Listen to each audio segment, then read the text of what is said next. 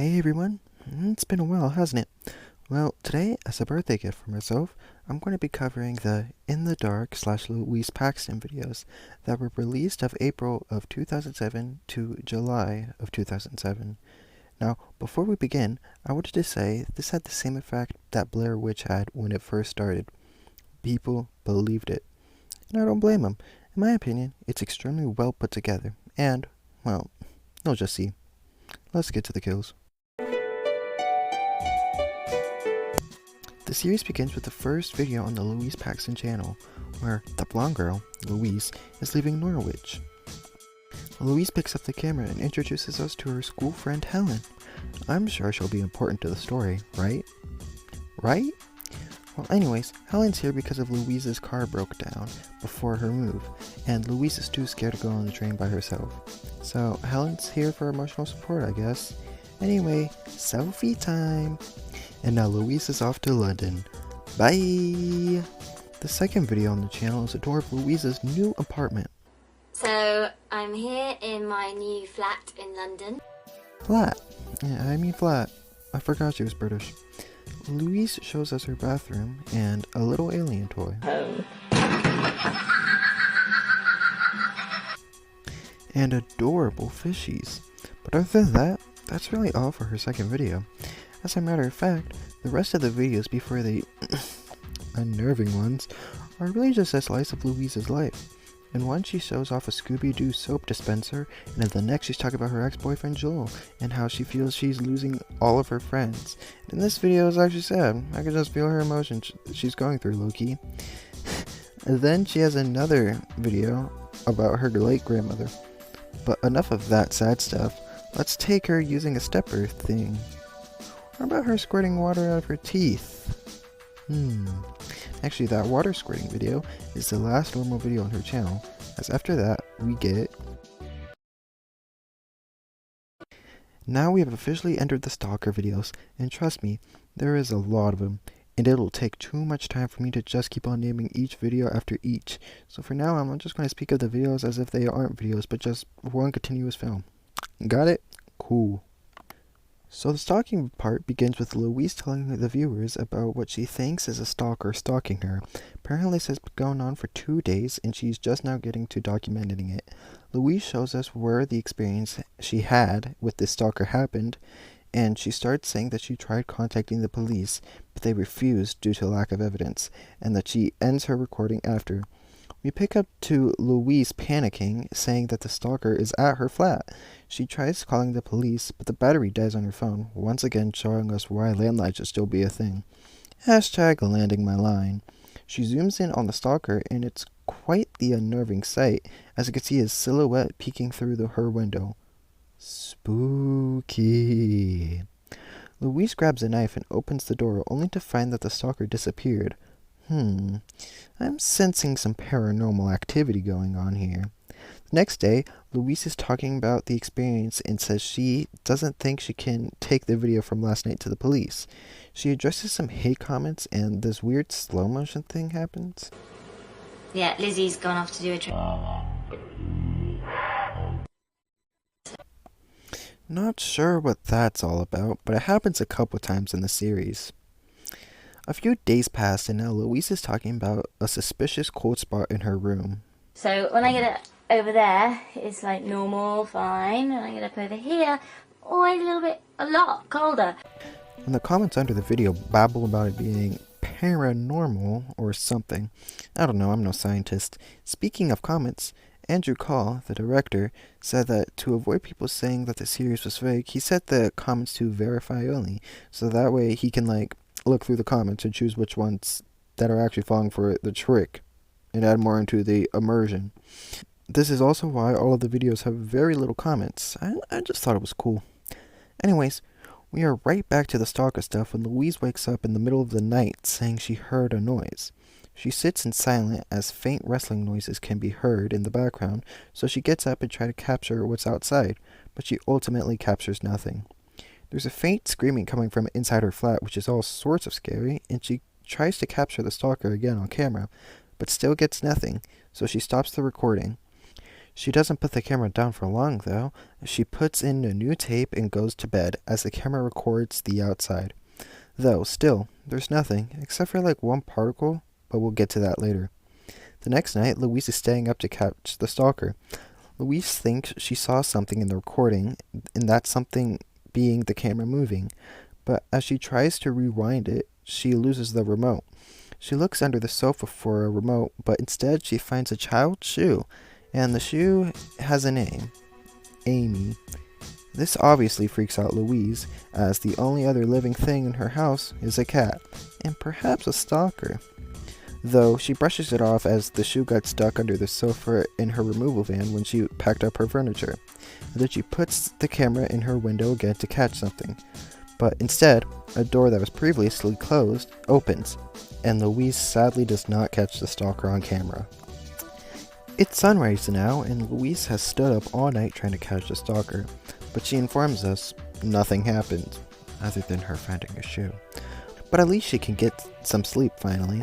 The next video, Louise talks about her job interview got postponed, and she invites her viewers to visit her.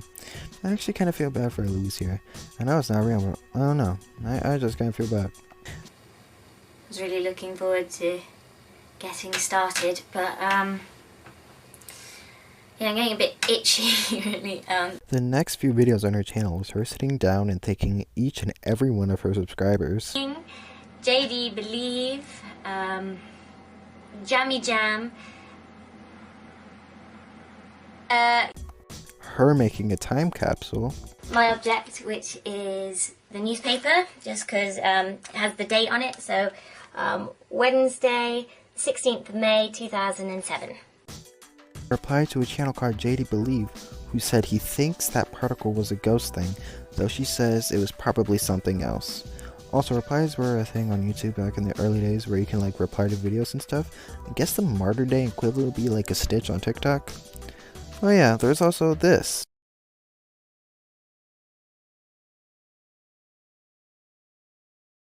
Enough of all that bliss though, as when Louise wakes up one morning, she finds muddy handprints all over the outside of her flat.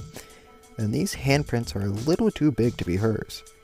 She cleans them up instead of calling the cops, and I cannot criticize her, as Zoe Richards, the actress of Louise, said that she herself has had an experience with a stalker, so I wouldn't question the behavior of Louise. The next video, Louise says that she has been woken up the past 2 nights by the stalker, so she dug out her sleeping bag as she wants to set up a camp so she can try to catch the stalker for the second time.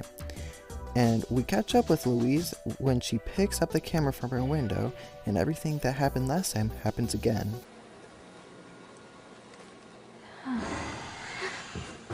Except for that definitely didn't happen last time. Louise tried to turn on the lights, but her switch doesn't work, so she goes to her bedroom, and this time her lights do work, and she finds a pebble thing on her bed. The lights go out again, and you can hear angry footsteps heading to Louise's room. Thinking fast, Louise quickly runs past the stalker and locks herself in the closet.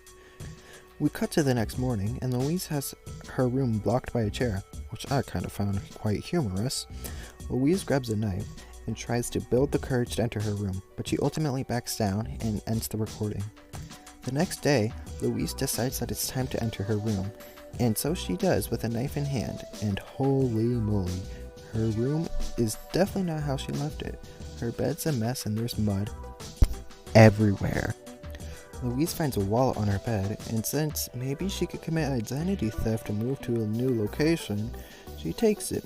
Though Louise is left bolting out of her room when she sees her blanket move on its own, with a knife in her hand?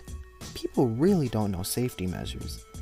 Louise has been sleeping in her lounge ever since this incident, and she takes it upon herself to take a closer look at the wallet that was left in her room. In the wallet, there is a driver's license belonging to a woman named Margaret Watts. There's also a checkbook from a man named Jay Watts dating back to 1993. Vintage.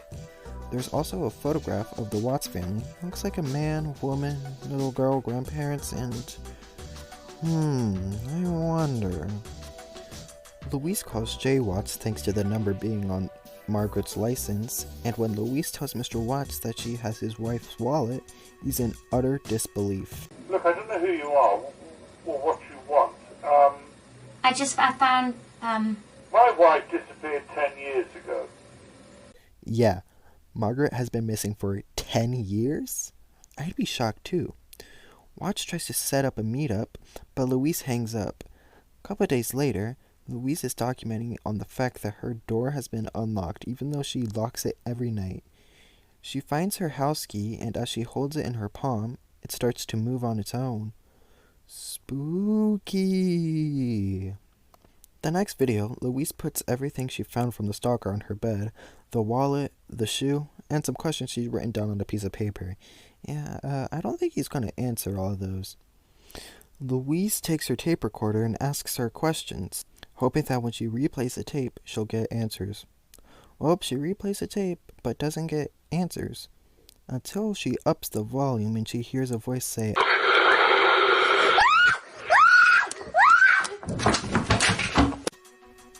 Louise is now recording her worst night yet, and she starts it off by showing a picture a viewer sent her of a hand in her window that could be seen in one of her videos. Louise clarifies that there was no one in her house the day the video was taken, and that she's packing up and moving, and Helen was supposed to be there at her house. Remember her? But Helen fell down the stairs and broke her ankle. Womp womp. Louise hears a banging coming from her ceiling, and she goes to investigate, but her lights go out. Louise turns on her camera flashlight and opens the door. She sees something off screen and screams and runs outside. Louise runs to her car, but she can't enter as she sees someone, or rather, something in her car. At this point, it's basically confirmed that this is not a stalker, but rather something paranormal, but for clarity's sake, I'm just going to continue calling this thing the stalker. Louise goes back inside and sees something yet again that sends her running to her bathroom. Louise sits and says she doesn't want to be alone in the dark, and the doorknob to the bathroom turns, so she quickly blocks her door using her body. Truly her worst night yet. Not to fear though, because the next day, Lizzie's here. Lizzie, who has been mentioned a couple times, is Louise's friend, and is here to cheer Louise up and get drunk, totally wasted. Louise tells Lizzie about her totally tubular new fishies and how her favorite necklace and jacket have been stolen by the stalker. Lizzie looks at her confused for some reason. Yeah. They took my jacket. The video ends with Lizzie and Louise drinking wine. Louise getting so drunk she passes out on the sofa. Nice. And now we are on to the final video titled Please Help. And automatically something's different. Instead of being uploaded by Louise, the video is uploaded by Lizzie, as evident by the description of the video. I'll give you guys some time to read the description. The final video begins with Lizzie giving herself a tour of Louise's house, which is now filled with light bulbs due to constant power outage thanks to the stalker. The camera cuts and now Louise is back behind the camera and she's freaking out over a noise. Lizzie tries to say it was those dang meddling kids, but when she tries to open the front door, the key isn't there. How'd you get the door open? The key's in the door. No. The key's in the door. No, they're not on the door, there's no keys in the door. What? Leaving Louise and Lizzie locked inside, which is weird because Louise always keeps the key in the door. Lizzie tries to help Louise find the key, but Louise starts freaking out as she can't find it. The lights go out for the umpteenth time, and when Louise turns her camera's flashlight on, she and Lizzie hears a bang on the window, freaking them out. Something touches Louise, and the camera gets all weird, and the camera's lights go out. The camera's lights flashes back on, and the two girls hear a scream, sending Louise running into her room. The door shuts behind her, but she can't open it back up to let Lizzie in. And all of Louise's efforts of trying to stop the stalker are proven fruitless as she slowly turns around and sees the feet of the stalker. And then the camera cuts out. And you know what? I'm going to put Louise on the count, as the description of the video does say Louise is missing. Does this mean she's dead? I'm going to say most likely. I don't think these stalkers are going to be feeding her. And for the same reason I counted Louise, I'm also going to put Margaret Watts on the count. I think there's a reason the stalker left her wallet there, and I guess she was enough of a care to be put on the count. Plus, she's been missing for 10 years. She's definitely dead. And if I count Margaret, I think I'm obligated to also count Amy. At least, I'm guessing that's her name. It's written on the shoe. I'm guessing the stalker got to her too. This might have been the end of the Louise Paxton channel, but it's not the end of her story. The description for her channel is now a call to action for if anyone has any information about Louise's disappearance to contact her family. There's also an entire fake website for Louise's disappearance, and it wasn't until 2010 that the channel was revealed as a hoax. I love this series, and this is where I'll mark the end of Louise's story. How many kills did this stalker ghost thing rally up in Louise's flat? Well, let's find out and get to the numbers. I counted maybe 3 kills in the Louise Paxton videos. I'm not really sure if these count though, but regardless, I counted 3 women, giving us an uncertain full strawberry pie. With a total number of 38 videos, that left us with a kill on average every 12 videos. Scream Queen for the best kill, well, I guess go to Louise. It's disturbing that how she slowly turns around and sees the tiniest glimpse of the stalker. Plus, it also helps that she was the most developed character. Rusty Axe for the lamest kill goes to Amy. I mean, it's just a shoe, and we don't get a backstory like we did with Margaret. Boring. And that's it. In the Dark, or the Louise Paxton YouTube channel, was released in 2007, and it's one of the first and earliest YouTube horror series, and people believed it. It was that good. I'm not sure what I'll be covering next, as I'm a bit bipolar with these, as you could tell. So I'll see you guys sometime soon, maybe. IDK. Might be a year. Toodles.